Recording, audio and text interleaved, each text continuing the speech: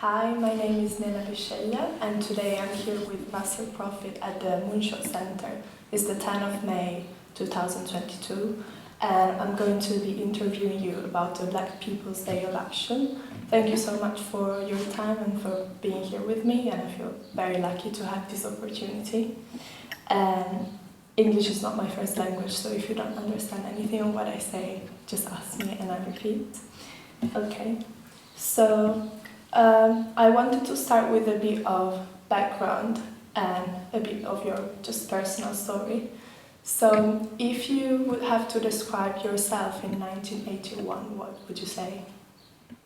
I was a local councillor in the Lewisham Council for the ward Grinling Gibbons, and at the same time I was an educator. I worked at the Grinling Gibbons Primary School as its deputy and then its head teacher. Okay, thank you. And I've seen your interview in Uprisings by Steve McQueen and the way you talk about the racism faced by Black young people in Lewisham and the politics of the scapegoat. So can you tell me a bit more about Lewisham at that time? Well, going back to that time, it's important to understand that circumstances were different. At that time, the way society looked at the Black community was quite different. The community were looked upon as immigrants who had come to this country and who were out to take out of the country as much benefit as they could without giving anything back. And that imagery was wrong, because we came to help build the United Kingdom. And we needed to have the respect as equal and true participants. But that was not the case, and many people tried to turn it in such a way that it made white people angry at the presence of the Black community across London. And that was quite heightened in an area of disadvantage, which is where most of those who were involved in the incidents at the time lived. Most Black people lived around the Deptford area. And so it was important that we get that context in to understanding what then led to the difficulties that followed. Part of the difficulties at the time were not just public perception, but we had a police that were in essence managing the local situation that did not have anything like an empathy or understanding of the needs of Black people, particularly Black children and Black youth, and often reacted in hostile ways that made matters worse for all concerned. Okay, thank you. So in relation to this, coming to the events of the Black People's Day of Action, you mentioned that at the time you were deputy head of Grinling Gibbons and also local councillor. So if you can tell me what kind of roles you played in those events, in your positions. Yes, well, as a local councillor, I had contact with some of the families, and I was involved in some of the reactions to the New Cross fire, which was the issue behind the Black People's Day of Action. The fire was a vicious and tragic incident that has never been thoroughly explained, but most of the community locally thought that it had racialist overtones. And it also thought that the police were not particularly interested in fully understanding the context of the fire, and were too quick to rush to judgment and start turning the issue around as though it was a community-generated incident. And that just alienated totally not just black people in Lewisham, but it brought black people involvement from across the country. And as a councillor, my task at the time was to work with the local council to see how we could respond positively and help make matters better. And that was part of what I was doing by bridging between the various communities and the organisers of the Day of Action. Okay, thank you. Did the events of the fire had I guess, yes, but what was the impact of the fire on the school community specifically, and how did you deal with that? Well, it was shocking. It hadn't really been something that anybody of that age group, the school-age community, would experience. It really provoked a tremendous outrage across schools and with parents that this type of event could happen, and it didn't look as though it was being thoroughly investigated. And so I think that that impression must have made its way down to a lot of young people who themselves felt that suddenly they were being victimized for something that they had nothing to do with. So yes, it was an outrageous imposition on the sort of ways people looked upon themselves at that time, and caused outrage. Thank you. Did you actually attend the Black People's Day of Action? Of course. Yes. Yes, I did. Yes. Okay. We joined the march. Yeah.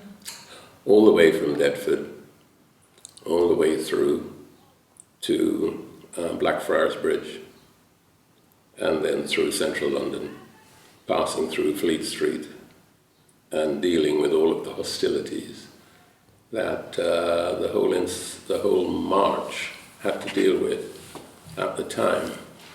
So, yeah, all the way through to Marble Arch, where things dispersed. So did you perceive a shift in the kind of atmosphere of the march along the way? Well, if you are going back to the time, you've got to remember, as I say, that there was fear, and there was animosity, and there was discrimination, and there was mistrust.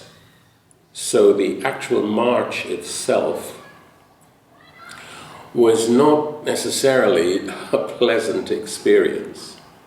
It could be frightening if you looked around and you saw bricks being thrown at you as you're walking down past building sites, as you're walking through Fleet Street, and you hear people shouting racist epithets at you as you're moving. That could be quite frightening. But you had an inner strength, you had an inner desire to stand up and to be firm, because you wanted to show that you would not accept that this was the way things needed to be. And you wanted to argue the case for a campaign for freedom, for justice, and for the rights of the black community to participate in things that they felt to be important, even a party, without being attacked. So all of those ideas and feelings tumbled through your head as you walked through the demonstration, as you walked along with the demonstration. Who did you join the march with? Did you join with anyone, or did you meet any new people along the way? Well, I joined the march with a group of people who were from the Deptford area.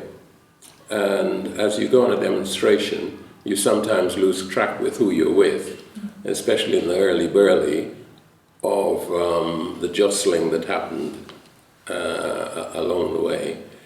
And so I met a number of people who I knew or who were political figures at the time. And we were just able to, I suppose, experience this desire to strike, I suppose, a chord for change. Thank you. Had other demonstrations been part of your life before the Black People's Day of Action? Yes. You see, the context we're talking about is in the sort of the 80s, the 70s, when the whole atmosphere around racial justice was quite different from it is now. You're talking about a time when, in Britain, there were few voices on the media who were black. You had no representation in Parliament for the whole black and Asian community across the country. Can you believe that? There were very, very few people who were of, I suppose, international backgrounds that sat on local councils. And therefore, if you wanted to create change and bring around society to value multiculturalism and internationalism, the only way you could do it was out in the streets.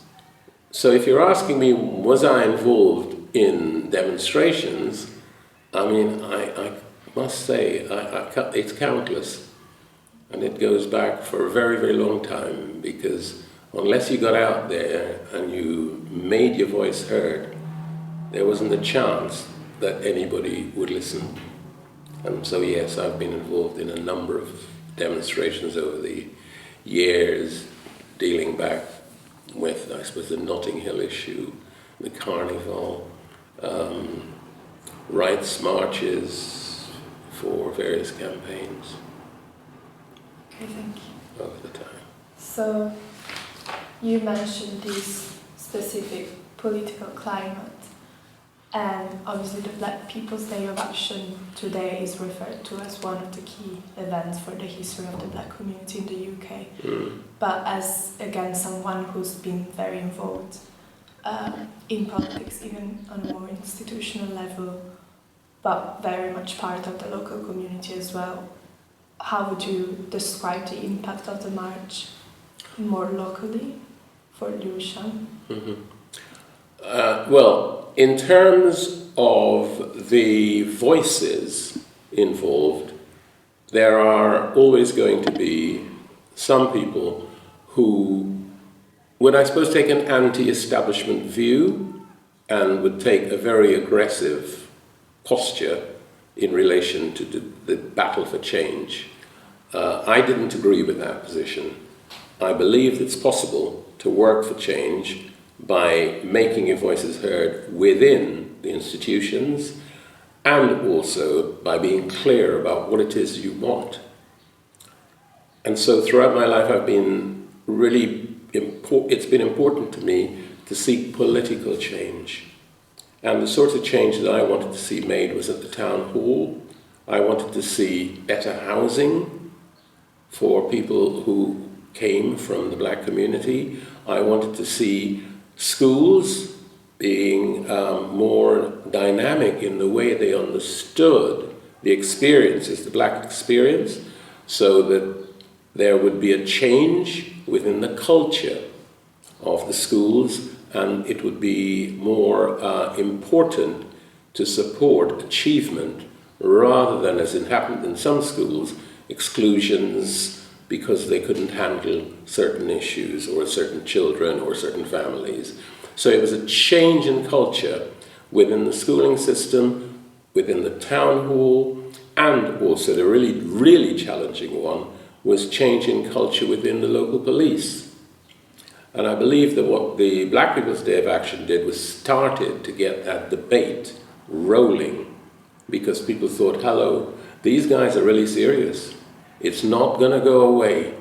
You cannot brush this one under the carpet and hope that it will go away. And that's the change, I think, that happened through Black People's Day of Action and the further demonstrations that took place around the time. Thank you. And on a broader level and more institutional, what was the impact on the UK as a nation, and maybe how was the march perceived by the national political establishment? Well, I think if you go back and check the newspaper's coverage at the time, you'll see that it was fairly hostile. The media did not appreciate at all what was the purpose of the march, and I think, if anything, they also had an institutional bias in favor of the police and in favor of the way society was organized. Now, I think all of that's changed. I think there's now much more of a willingness to understand the dynamics that that come to play when police are involved, and so I think there's been change there. I think the national debate around race has matured. I wouldn't say that all the issues are resolved, because there is still disadvantage linked to race within our community. But I feel, as I said, things started to move, and of course on a more tangible level, politically, we ended up with members of parliament who are black, much more reflective of the community. We've ended up with local town halls having more elected councillors who had origins from overseas and could speak with and on behalf of their community.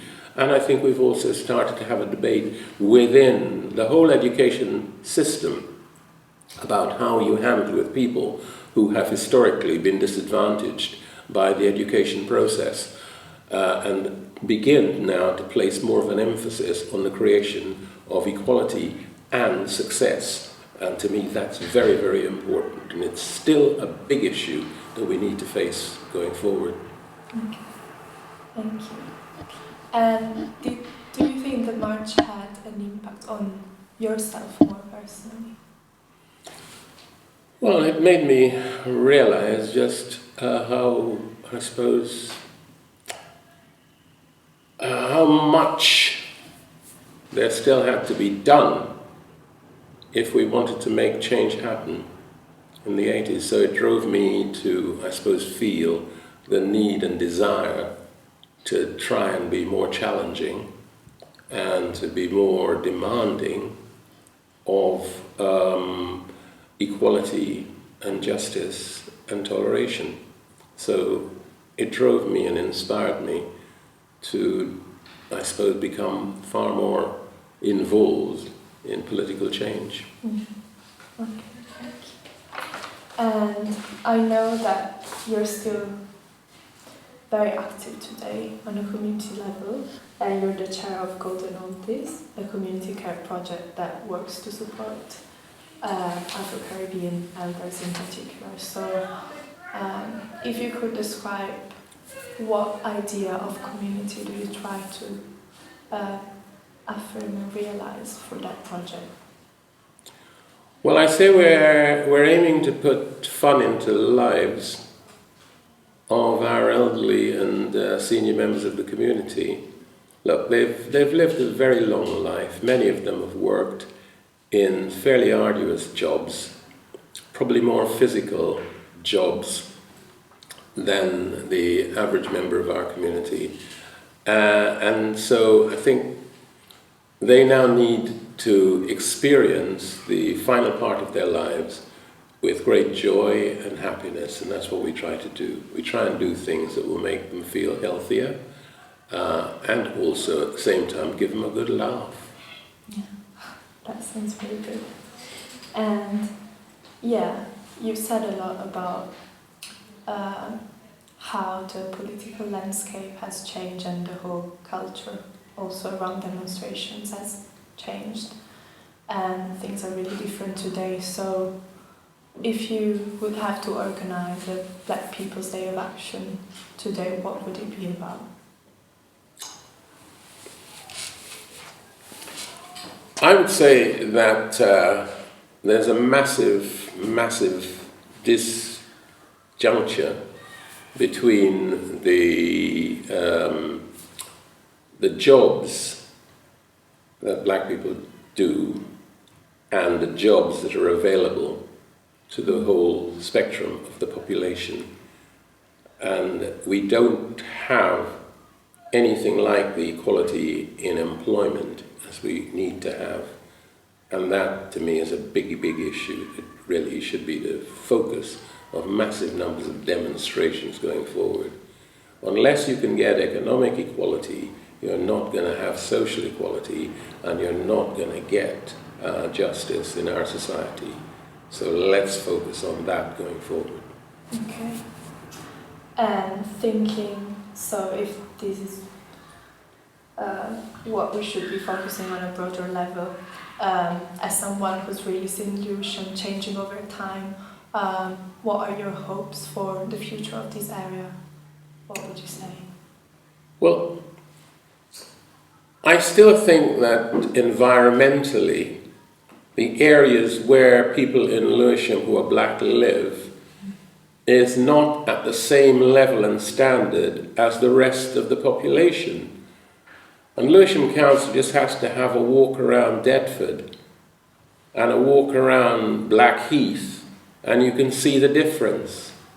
It's stark, it's real, and I don't think the council is addressing that issue with the degree of importance that it should.